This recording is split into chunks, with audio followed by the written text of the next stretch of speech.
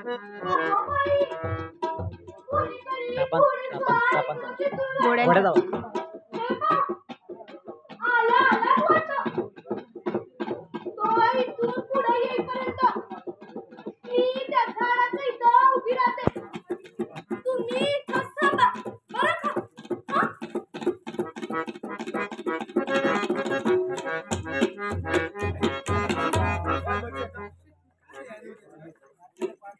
आहे तू? असं बघतोस काय मार्केट रेड्यासारखा? चल बोल, कोण आहे तू? बऱ्या बोलानं नाव सांग, नाहीतर या सांगशील तुझी गर्दन उडवेल. तलवार बहादूर म्हणून प्रसिद्ध आहे मी.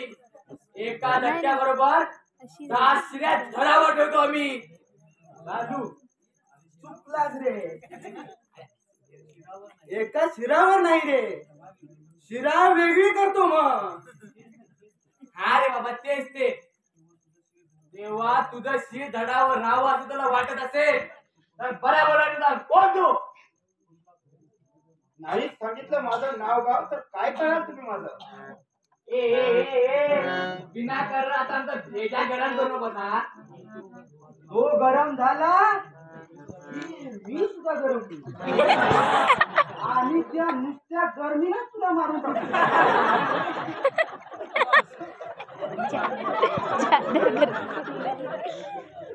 आम्ही भुवनपुरी नगरीचे शूर सेनापती आहोत.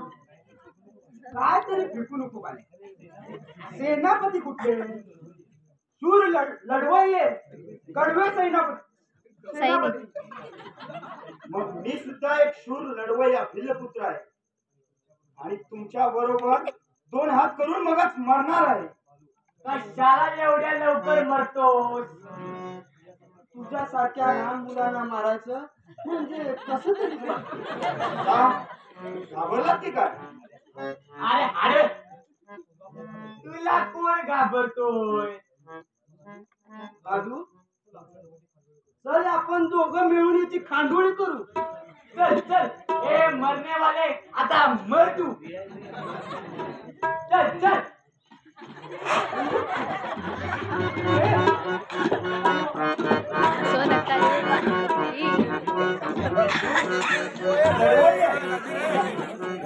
हिम्मत तर या पुढे. एकच काय तुमच्या दोघांबरोबर आम्ही लढण्याची वाटा गेलीच कुठं? काय लागू नाहीतर काय?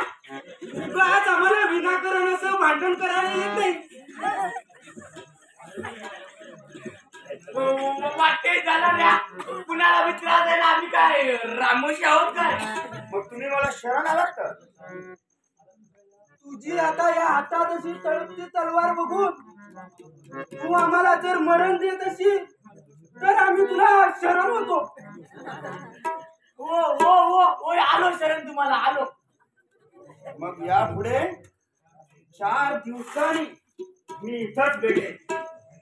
तुमच्या राज दरबारात जी काही कारस्थानं घडतात ती मला इथं येऊन तशाच तशी सांगावी. बाप रे, म्हणजे लय भयंकर काम आहे मग.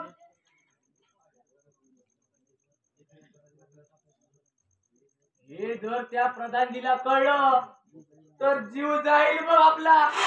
आता जर तुमचा जीव तुम्हाला हवा असेल तर माझं म्हणणं ऐकावंच लागेल. मग काय काय करता काय? येतो 4 दिवसानं तिथं घडलेलं सगळं वाटत सांगतो. अगोदर ती तलवार मॅन करा बघू. उघडी तलवार बघितली की हा फार घाबरतो. मग ती गंजलेली असो नाहीतर मुलगी असो नाहीतर अशी तळपती असो, मी जातो. चल चल भाल्या. आणि तरी आपण ती बाबा चल चल बाबा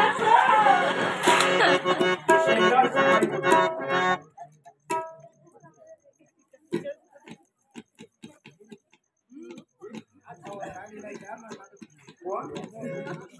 मंगला? होय, मंगलास तू? अगदी बरोबर ओळखलंस बघ. ओळखणारच. अगं नाजूक हात लवकर ओळखता येतात. मामी बसली पाठीमागे, मामी बसली. कनिष्ठा मोठा चालाक आहेस बघ तू. बसली. बोलता बोलता त्या शेंगाच्या पाहिलं चांगलंच वटणीवर आणलंस की. अगं अशा मूर्ख आणि भित्र्या लोकांपासूनच आपलं कार्य कसं सुरळीत पार पडतं. पण काय ग, तुला कोणी सांगितलंय? पलीकडच्या झाडाखाली उभी राहून तुमची सगळी गंमत बघितली बघ मी. विशाल